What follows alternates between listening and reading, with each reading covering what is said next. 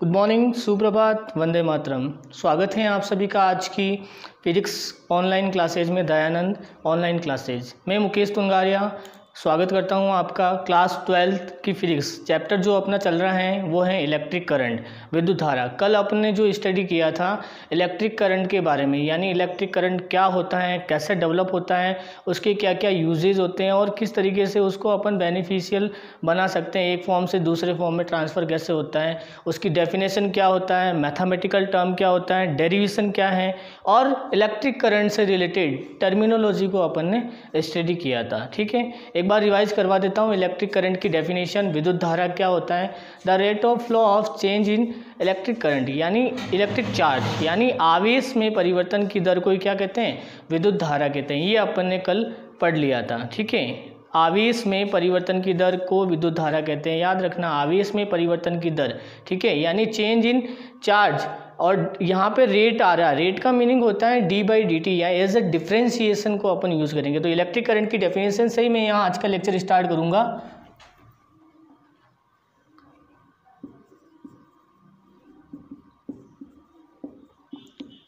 विद्युत धारा कल अपन ने पढ़ लिया था, आवेश में परिवर्तन की दर को विद्युत धारा, और इसको रिप्रेजेंट किससे करते हैं, कैपिटल I से करते हैं। कैपिटल I इक्वल्स टू क्या होता है, dq या delta Q upon delta T। ठीक है, जहाँ पे डेल्टा Q क्या हो गया, total charge. Delta Q means क्या हो गया, टोटल चार्ज यानी कुल आवेश, और डेल्टा T क्या हो गया आपने, डेल्टा T हो गया टोटल टाइम।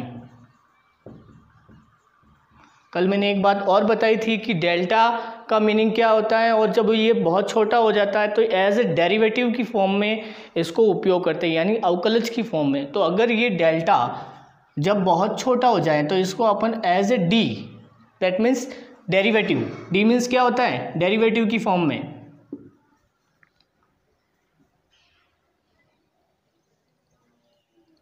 डेरिवेटिव की फॉर्म में इसको यूज़ करेंगे। डेल्टा यानी डेरिवेटिव हिंदी में कहेंगे अपन तात्क्षणिक जैसे। तो तात्क्षणिक ये तो विद्युत धारा हो गई, यानी कुल विद्युत धारा। अगर तात्क्षणिक विद्युत धारा पूछे तो कल मैंने आपको बताया था तात्क्षणिक विद्युत धारा। तो तात्क्षणिक विद्युत धारा का मतलब क्या हो गया, यहाँ पे जो करंट आई होगी वो किसी एक स्मॉल एरिया यानी बहुत छोटे से क्षेत्र के लिए कैलकुलेट करेंगे, और यहाँ आई इक्वल्स टू क्या हो जाएगा आपके पास, dq अपॉन dt। ये मेरे पास एक फॉर्मूला आ जाएगा, I equals to dq upon dt। तो d मीन्स d/dt, q क्या है, चार्ज है, तो चार्ज का differentiation as a with respect to time, charge का differentiation with respect to time, यानी आवेश का अवकलन है किसके रेस्पेक्ट में, किसके रेस्पेक्ट में अपन करेंगे, तो टाइम यानी समय के रेस्पेक्ट में आवेश का क्या करना है, अवकलज करना है। तो ये क्या हो जाएगा, तात्क्षणिक धारा हो जाएगी। तो यहीं से आज अपना एक नया टॉपिक, नया पॉइंट होगा, आवेश की परिकल्पना। आवेश की परिकल्पना कैसे करेंगे, इसी को यूज़ करेंगे अपन। तो यहाँ आप नया टॉपिक मेंशन कर दीजिएगा, आवेश की गणना कर दीजिए। परिकल्पना एक ही बात है, आवेश की गणना, कैलकुलेशन ऑफ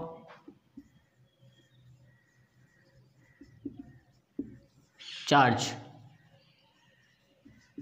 आवेश की गणना इसी फॉर्मूले से अपन करेंगे, दैट मीन्स, तो इस फॉर्मूले के अकॉर्डिंग क्या हो जाएगा, तात्क्षणिक धारा I इक्वल्स टू क्या क्या लिया मैंने, dq upon dt, that means I equals to dq upon dt। तो ये तो एक आवेश के लिए मैंने बात किया है। तो अगर यहाँ मुझे चार्ज चाहिए, देखो आवेश की गणना की बात कर रहा हूँ, तो चार्ज कहाँ है, dq है ना, तो dq equals to I dot dt। dq equals to क्या हो गया, क्रॉस मल्टीप्लाई कर दिया मैंने, I डॉट dt। ये जो बनी है इसको मैंने समीकरण नंबर फर्स्ट नाम दे दिया।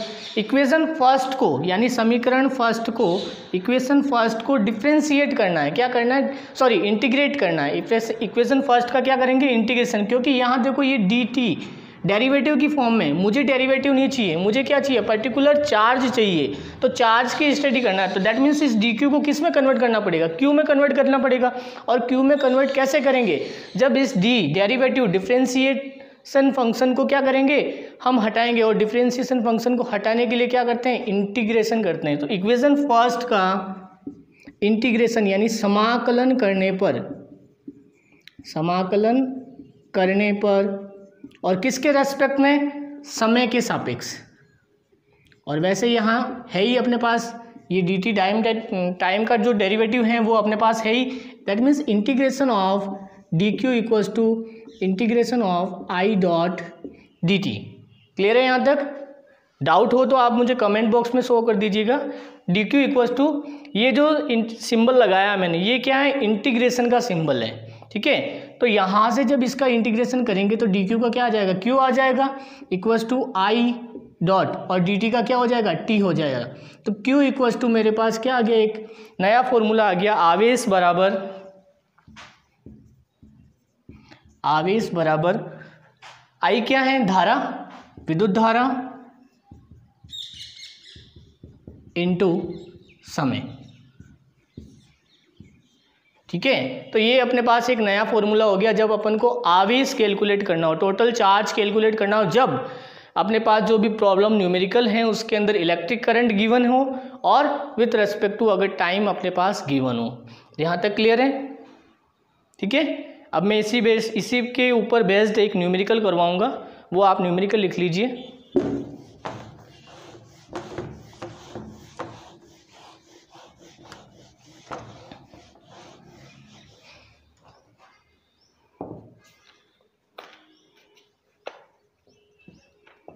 न्यूमेरिकल है, एक पृष्ठ से गुजरने वाला या वाले कुल आवेश जो हैं Q इक्वल्स टू दे रखा है 4t³ प्लस 5t² प्लस 6। यदि समय यानी जो टाइम अपने पास जो t है वो अगर 1 सेकेंड गिवन है, 1 सेकेंड गिवन है, 1 सेकेंड अपने को यूज़ करना है, तो पृष्ठ से प्रवाहित तात्क्षणिक धारा का मान क्या होगा। ये आपके पास एक न्यूमेरिकल है। जो प्रोसेस अभी जो मैंने बताया है, तात्क्षणिक धारा का मान, दैट मीन्स तात्क्षणिक विद्युत धारा का फॉर्मूला I इक्वल्स टू क्या हो गया, D Q upon D T, ठीक है। तो इसी फॉर्मूले के अंदर जो ये आपकी वैल्यू है इसको क्या करना है, पुटअप करना है, और उसके बाद में इंटीग्रेशन है तो इंटीग्रेशन, और डिफरेंशिएशन है तो डिफरेंशिएशन को क्या करना है, सॉल्व करना है। और इसको जब अपन सॉल्व करेंगे तो अपने पास जो हमारा ऑब्जेक्ट है क्या है, इंस्टेंटेनियस करंट। तात्क्षणिक धारा को इंग्लिश में बोलते हैं इंस्टेंटेनियस करंट। तो इंस्टेंटेनियस करंट की वैल्यू अपन फाइंड आउट कर लेंगे, ठीक है। तो फॉर्मूले में पुटअप करते हैं। पहले अपने पास सॉल्यूशन क्या गिवन है, गिवन क्या क्या है कि आवेश यानी चार्ज की जो वैल्यू है वो अपने पास 4t³ प्लस 5t² प्लस 6 ये गिवन है, ठीक है। और साथ में मुझे क्या दे रखा है, टाइम भी दे रखा है। टाइम कितना दे रखा है, 1 सेकेंड। दैट मीन्स t जहाँ भी आएगा वहाँ मुझे क्या पुटअप करना है, 1 पुटअप करना है, 1 सेकेंड गिवन है। तो यहाँ Q है, I इक्वल्स टू फॉर्मूला क्या है, instantaneous current, I equals to instantaneous current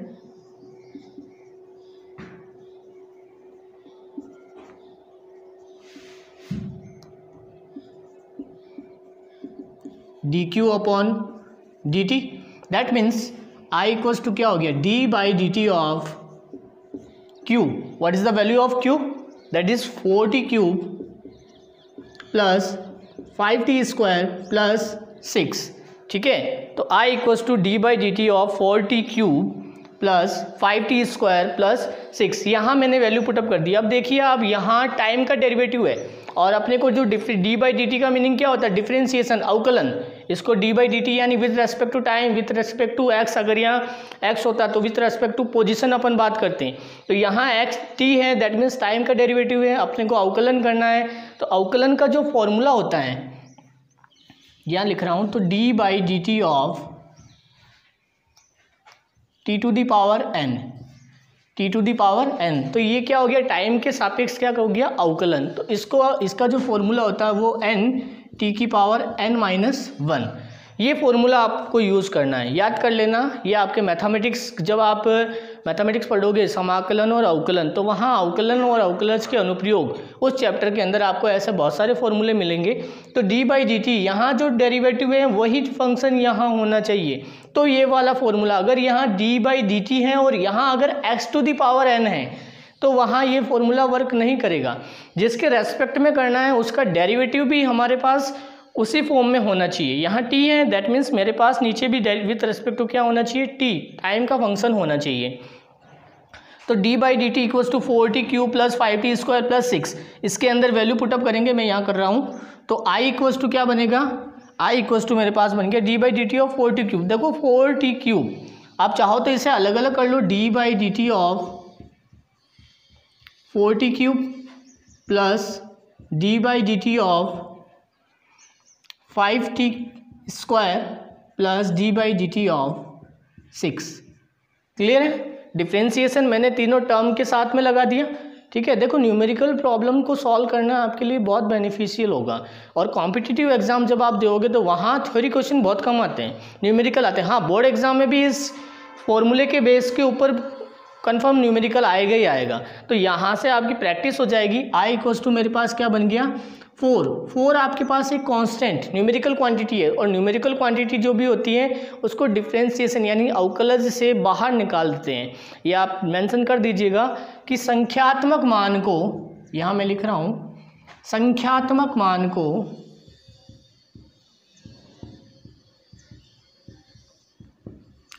अवकलज से बाहर निकाल दिया जाता है।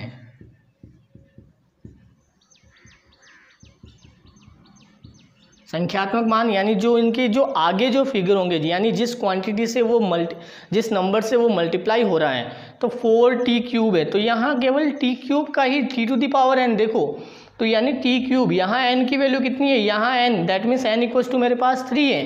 तो इस फॉर्मूले के अंदर जब आप पुटअप करोगे तो यानी d/dt ऑफ t⁴, मैं यहाँ कर रहा हूँ, देखो d/dt of t⁴, that means कितना हुआ, n की वैल्यू कितनी है, ये फॉर्मूला 3 इंटू t⁴ 3 - 1 कितना हो गया, 2। तो यानी इसका जो डिफ्रेंसिएशन हुआ वो क्या हो गया, 3t² हो गया। और ये d/dt जो डेरिवेटिव फंक्शन था वो क्या हो गया, हट गया। अवकलज का जो डेरिवेटिव फंक्शन था टाइम के रेस्पेक्ट में वो यहाँ से हट गया और 3t² आ गया। तो 4 और कोष्टक में जब इसका डिफरेंशिएशन सॉल्व किया तो 3t² आ गया, प्लस यहाँ से 5, यहाँ देखो 5 जो है वो भी न्यूमेरिकल क्वांटिटी है, इसके अकॉर्डिंग मैंने लिख दिया यहाँ पे संख्यात्मक मान को अवकलज से बाहर निकाल दो। तो यहाँ 5 बाहर आ गया, d/dt ऑफ t², तो t² यानी 2 आएगा आगे, और t⁴ 2 में से एक गया 1, तो ये यही हो जाएगा। और अवकलज का अगर अपन अवकलज यानी जो 6 हैं, संख्यात्मक मान है, संख्यात्मक मान का अगर अवकलन करते हैं तो उसकी जो वैल्यू आती है वो क्या आती है, वो 0 आती है। और मेंशन कर दीजिए आप यहाँ पे पॉइंट, संख्यात्मक मान का अवकलन हमेशा जीरो होता है या शून्य होता है। ठीक है, तो यानी d/dt ऑफ संख्यात्मक मान यानी जो न्यूमेरिकल क्वांटिटी 1 से अनंत से लेके अनंत तक कोई भी संख्या हो सकती है, तो यहाँ जो संख्या होगी उसका जो अवकलन होगा वो क्या होगा, 0 होगा। ये आप याद कर लीजिए। तो यहाँ d/dt ऑफ 6 का अवकलन कितना हो जाएगा, 0 हो जाएगा। दैट मीन्स ये प्लस का क्वांटिटी 0। तो फाइनली मेरे पास आंसर क्या आया, 4 × 3 कितना हो गया, 12 हो गया, 12t² plus 10t plus 0। That means मेरे पास आई जो इंस्टेंटेनियस करंट की जो वैल्यू आई वो मेरे पास ये आ गई। लेकिन मुझे क्वेश्चन में यहाँ तक नहीं पूछा, मुझे क्वेश्चन में और भी कहा है कि पृष्ठ से गुजरने वाले आवेश ये दे रखा है, समय मेरे पास 1 सेकंड, टाइम की वैल्यू 1 सेकंड अगर गिवन है तो उस टाइम अगर 1 सेकंड में t को यूज़ करता हूँ तो उस टाइम इंस्टेंटेनियस करंट तात्क्षणिक धारा का मान क्या होगा, मुझे ये कैलकुलेट करना है। ठीक है, तो मैं यहाँ ऊपर लिख रहा हूँ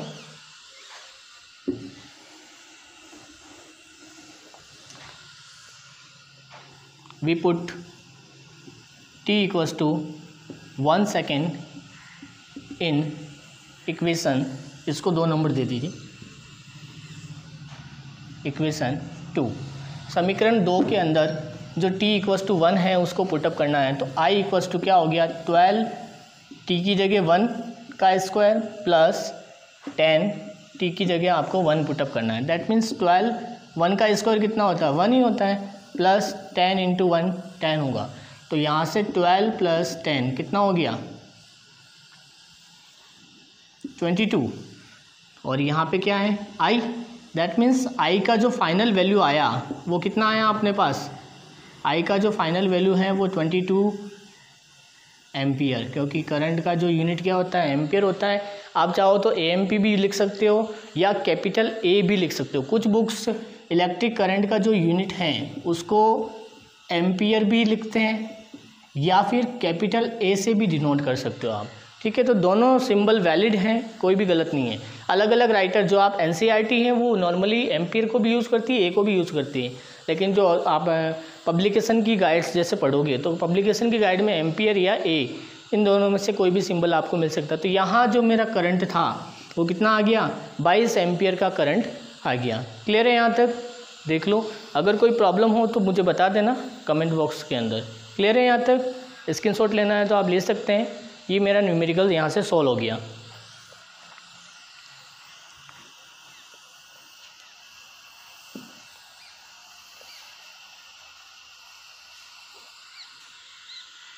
ठीक है, रफ करते हैं।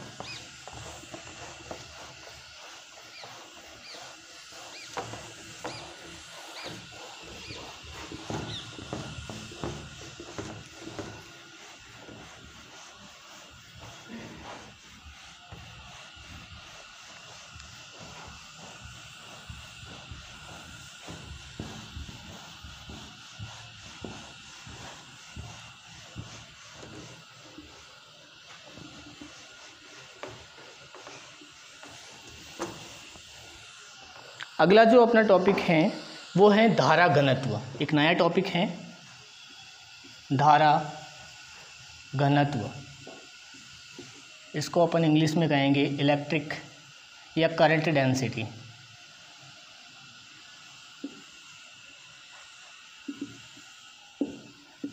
क्या होता है धारा घनत्व, क्यों यूज़ किया, क्या बेनिफिट रहा?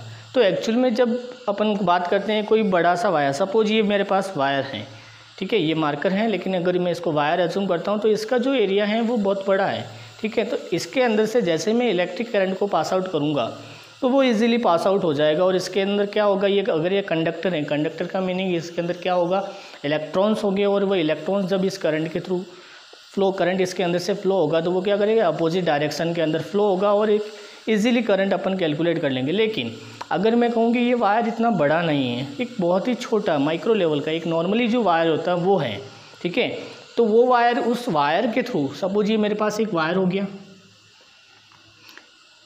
ये वायर हो गया, वायर की जगह आप वायर का जो ये इनिशियल पॉइंट आप देखोगे तो एज ए डॉट जैसे दिख रहा है। दैट मीन्स ये अगर ये वायर है तो ये एक डॉट हो गया।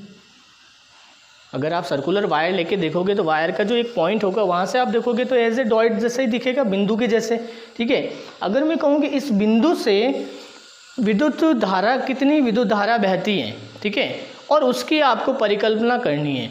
इस बिंदु से एक कितनी विद्युत धारा बहती है उसकी अगर आपको परिकल्पना करनी है तो उसके लिए आपको विद्युत धारा ज्ञात नहीं करना। विद्युत धारा ज्ञात करने के लिए आपको जो I इक्वल्स टू dq/dt आवेश की परिकल्पना वाला जो कॉन्सेप्ट है वो अपने को यूज़ नहीं करना है।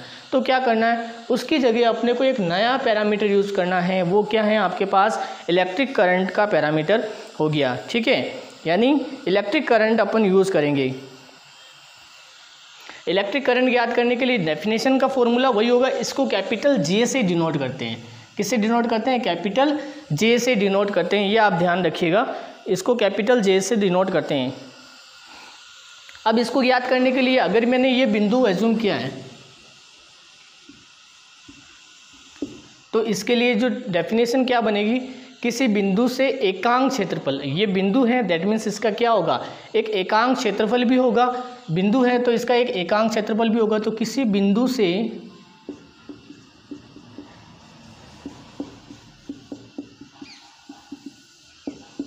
एकांक क्षेत्रफल दैट मीन्स जो इसका यूनिट जो एरिया वो जो हो गया, एकांक क्षेत्रफल अगर मैं लेता हूँ, एकांक क्षेत्रफल यानी एरिया लिया है मैंने, तो इसका एक एरिया भी होगा। सपोज ये सर्कल आर हो गया और इसका एरिया, ये सर्कल है तो इसका एरिया कितना हो गया, पाई आर स्क्वायर। तो यहाँ मुझे स्टडी करना है कि किसी बिंदु से एकांक क्षेत्रफल से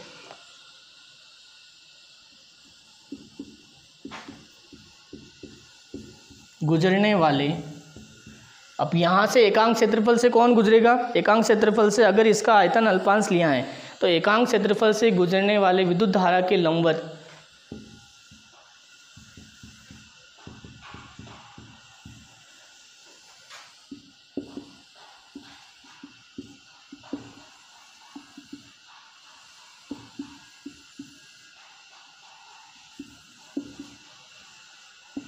विद्युत धारा के लंबवत, यानी जो ये पॉइंट है, अगर ये पॉइंट मैं यहाँ बना देता हूँ थोड़ा खुला, ये पॉइंट हो गया, यहाँ से अगर इलेक्ट्रिक करंट, ये इलेक्ट्रिक करंट आई है वो इस डायरेक्शन में जा रहा है, ये पूरा एक इलेक्ट्रिक फील्ड का एक एरिया, इस डॉट से जब ये इलेक्ट्रिक करंट जाएगा तो ये क्या हो गया, जे के इक्वल हो जाएगा। तो अगर एकांक क्षेत्रफल, इसको एकांक क्षेत्रफल को कह दो आप आयतन एकांक क्षेत्रफल का बहुत ही अल्पांश कह दो, तो एकांक क्षेत्रफल के आगे आप अल्पांश यानी बहुत छोटा अपन को यूज़ करना है, ठीक है। तो अल्पांश हो गया तो दैट मीन्स ये क्या हो गया, ये भी अल्पांश यानी स्मॉल डी की फॉर्म में आ गया। तो एरिया क्या होता है, ए होता है, ठीक है। और यहाँ अल्पांश की मैंने बात की, दैट मीन्स ये डेरिवेटिव की फॉर्म में, तो अगेन ये क्या हो गया, डी ए की फॉर्म में आ गया। तो डी ए से गुजरने वाले विद्युत धारा के लंबवत, ये बिल्कुल देखो, ये इलेक्ट्रिक करंट ऐसे हैं और अगर ये क्षेत्र ऐसे लगा हुआ है तो बिल्कुल देखो आप एक दूसरे के क्या हो गया, परपेंडिकुलर की कंडीशन आ गई, ठीक है। और परपेंडिकुलर की कंडीशन आ गई तो आप देखो यहाँ से जैसे ये इधर गुजरेगा तो परपेंडिकुलर की कंडीशन आ गई, तो लंबवत प्रति एकांक क्षेत्रफल, लंबवत एकांक क्षेत्रफल तो हो गया, और ये परपेंडिकुलर की कंडीशन, तो प्रति एकांक क्षेत्रफल से यहाँ से लिख दिया है प्रति एकांक, यानी अल्पांश क्षेत्रफल डीए से गुजरने वाले विद्युत धारा के लंबवत प्रति एकांक क्षेत्रफल धारा घनत्व कहलाता है। वापस समझना, बड़ा सा अगर चेंबर होगा तब तो अपन इलेक्ट्रिक करंट को ही कैलकुलेट करेंगे। सपोज ये मार्कर है तो यहाँ से अपन इलेक्ट्रिक करंट को ही कैलकुलेट करेंगे डायरेक्टली, किस फॉर्मूले से, dq अपॉन dt, आवेश बटा समय। लेकिन अगर मैंने एक डॉट दे दिया, और बहुत ही, ये कब स्टडी करना है, जब आपको माइक्रो लेवल पे यानी सूक्ष्म स्तर पर, सूक्ष्म स्तर, माइक्रो लेवल पर, सूक्ष्म स्तर पर आवेश या विद्युत धारा लिख दो आप, विद्युत धारा की गणना हेतु हम एक अन्य पैरामीटर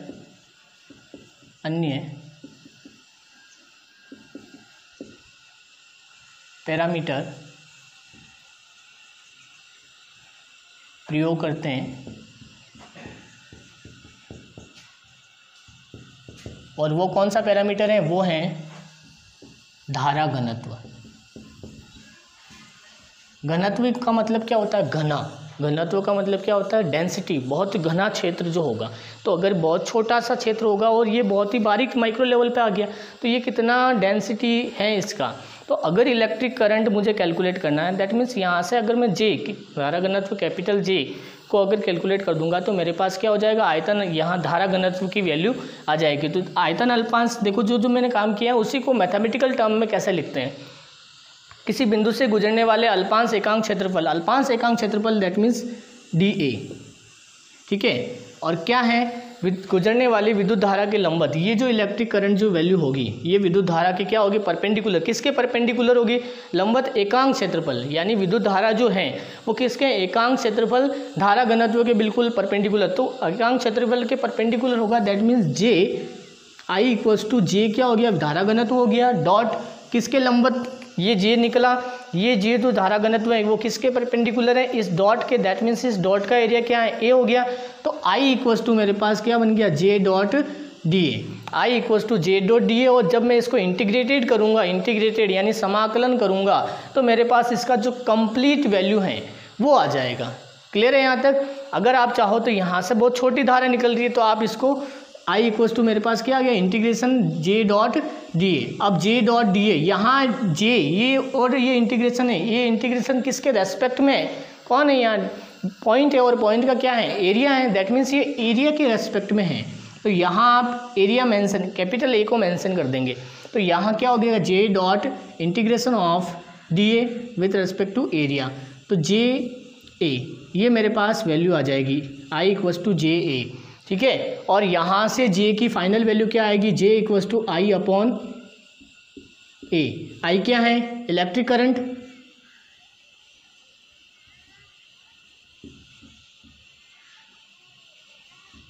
अपॉन ए क्या है, एरिया, ठीक है। और इलेक्ट्रिक करंट अगर मुझे जे की यूनिट चाहिए, यूनिट ऑफ जे यानी जे की इकाई, जे क्या है, धारा घनत्व, जे का मतलब क्या है, धारा घनत्व। तो जे की इकाई क्या होगी, जे इक्वल्स टू आई अपॉन ए। आई का यूनिट क्या होता है, एम्पियर, और एरिया का यूनिट क्या होता है, एरिया।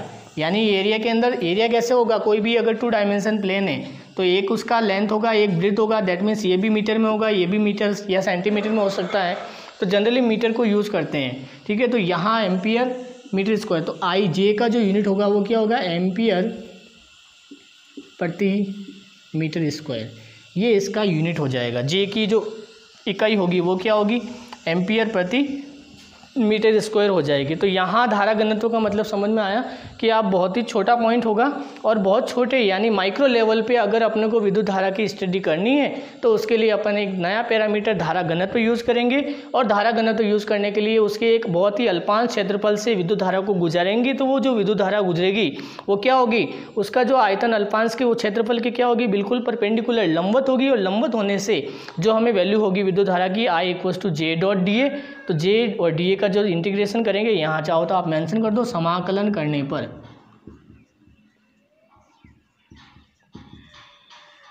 यहाँ समाकलन किया तो मेरे पास जे और डी ए का एरिया के रेस्पेक्ट में डेरिवेटिव हट गया, समाकलन हो गया और एरिया आ गया। तो यहाँ जे equals to I upon A, और आई का यूनिट होता है एम्पियर, एरिया यानी मीटर। तो जे का जो यूनिट आएगा वो एम्पियर प्रति मीटर स्क्वायर होगा। और धारा घनत्व कैसी क्वांटिटी है, देखो एम्पियर यानी विद्युत धारा जो बह रही है वो एक पर्टिकुलर डायरेक्शन के अकॉर्डिंग बह रही है। एरिया जो फिक्स होगा यानी विद्युत धारा क्या होगी, इसका परिमाण भी है और दिशा भी है। तो विद्युत धारा का क्या है, धारा घनत्व क्या क्या है, परिमाण प्लस दिशा, और परिमाण प्लस दिशा। और दूसरा ये वेक्टर लॉज को क्या करेगा, फॉलो करेगा, यानी सदिश योग के नियमों का भी क्या करेगा, पालना करेगा। सदिश योग के नियमों की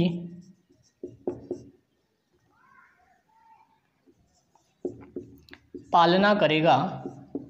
इसका मतलब क्या हो गया, जो ये दोनों क्वांटिटी, दोनों प्रॉपर्टी को फुलफिल करता है वो क्या होता है, वो होता है वेक्टर यानी सदिश होता है। तो विद्युत धारा घनत्व कैसी राशि है, एक सदिश राशि है। यानी इसको वेक्टर फॉर्म सदिश रूप में कैसे लिखेंगे, सदिश रूप क्या होगा इसका, जे वेक्टर बराबर आई वेक्टर आई अपॉन ए। अच्छा, आई के ऊपर मैंने वेक्टर लगाऊं या नहीं, क्योंकि आई क्या है, स्केलर क्वांटिटी है। कल बताया था मैंने कि आई एक्चुअल में ना तो स्केलर है ना ही वेक्टर है, कौन सी है, टेंसर है। लेकिन जनरली फॉर्म में जो आपके स्टैंडर्ड के अकॉर्डिंग आई को स्केलर मानना है। तो J vector equals to I upon A, ये आपके सदिश रूप के अंदर हो सकता है। 1 मार्क्स का क्वेश्चन यहाँ से पुटअप होता है कि सदिश रूप में धारा घनत्व को निरूपित कीजिए। तो J vector equals to I upon A, और आप चाहो तो यहाँ एम्पियर प्रति मीटर स्क्वायर भी मेंशन कर दो। क्लियर है? तो आज का लेक्चर अपन यहीं समाप्त करते हैं। Thank you so much. Problem हो तो कमेंट बॉक्स में आप मुझे बता दीजिएगा। ओके।